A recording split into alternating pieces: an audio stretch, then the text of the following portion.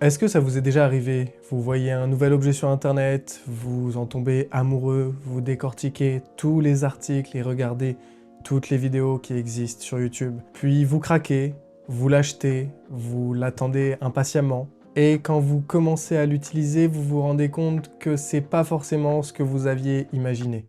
Pour moi, cet objet, c'est le AirPods Max. Et aujourd'hui, je vous raconte pourquoi.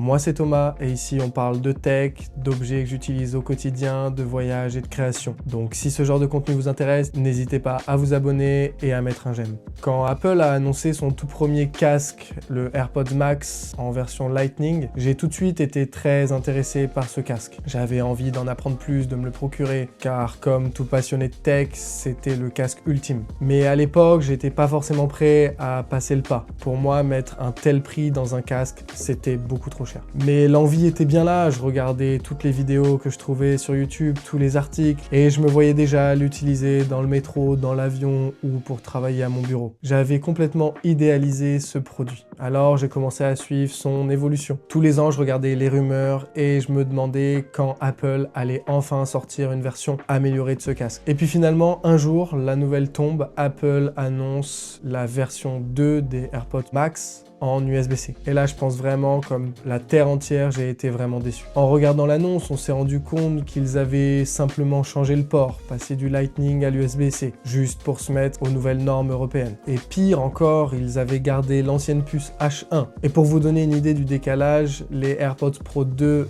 eux, avaient déjà la puce H2, qui embarque des fonctionnalités incroyables, comme la détection des conversations ou les suivis des mouvements de la tête. La logique aurait voulu que je passe mon chemin, mais en fait, j'ai craqué. Alors vous me direz pourquoi, mais en fait j'avais déjà tellement envie d'acheter la version Lightning que je me suis dit c'est le moment ou jamais. Apple venait d'annoncer la nouvelle version et bien qu'elle ait peu de différence par rapport à la première, penser qu'ils annonceraient une troisième version améliorée dans les mois qui suivent ou l'année qui suivent était complètement délirant. Donc je me suis dit c'est le moment. J'ai craqué et puis finalement à la réception je me suis rendu compte que c'était pas vraiment le casque que j'attendais. Évidemment, avoir un casque en USB-C, c'était devenu la norme entre les iPhones qui intégraient l'USB-C, les AirPods Pro qui intégraient aussi l'USB-C. Finalement, se passer du port Lightning, moi, ça m'allait bien. Le jour où je l'ai reçu, la magie a totalement opéré. Par rapport à tous les casques que j'avais pu tester auparavant, ça a été une vraie claque. Les matériaux, la qualité de fabrication et puis le poids réconfortant donnent une vraie sensation de luxe.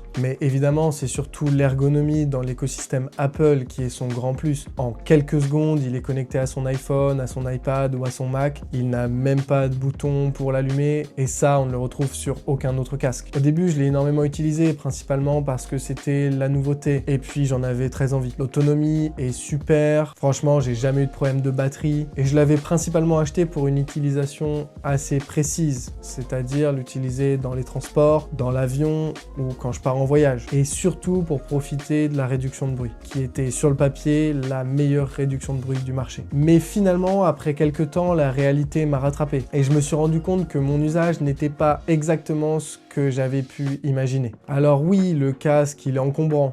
Il est finalement assez gros car il ne se plie pas. Je le trouve quand même assez difficile à mettre dans un sac, surtout quand on part un week-end et qu'on n'a pas une place illimitée. Mais finalement, le vrai problème que j'ai rencontré avec ce casque, c'est le rapport entre l'encombrement, les fonctionnalités et évidemment le prix. Car au quotidien, quand je choisis un objet qui va m'accompagner, que je vais transporter, je pense surtout à sa praticité. J'ai envie d'avoir un produit qui fonctionne bien et surtout avec lequel j'ai pas à me poser de questions. Et finalement, je me suis rendu compte que le principal concurrent des AirPods Max, ce sont les AirPods Pro. Oui, évidemment, les deux fonctionnent super bien. Ce sont des produits Apple, ils s'intègrent parfaitement dans l'écosystème, ce sont les appareils les plus performants du marché. Mais finalement, les AirPods Pro, ils prennent 10 fois moins de place que le AirPods Max. Ils sont aussi performants. Personnellement, je trouve que la réduction de bruit et le mode transparence sont bien mieux sur les AirPods Pro 3, peut-être à cause de de leur form factor, du fait qu'ils rentrent plus dans l'oreille, et évidemment, ils coûtent beaucoup moins cher. Et finalement, je me suis rendu compte qu'au quotidien, quand je voyage, quand je me déplace, quand je suis dans les transports, avoir des AirPods Pro 3, pour moi, eh ben, ça fait toute la différence. Quand j'ai fini de les utiliser, je les remets dans leur boîte, dans la poche, et je continue mon activité. Alors qu'à côté, les AirPods Max, ils n'ont pas vraiment de boîte, et c'est plus difficile de les stocker. Apple a tellement réussi ses AirPods Pro 3 qu'au final, eh ben, la réduction de bruit est aussi bonne, voire meilleure que sur le AirPods Max, et donc dans les transports ou dans l'avion, ils sont aussi performants. Et puis finalement, dans la vie de tous les jours, il y a un autre aspect auquel moi je fais particulièrement attention,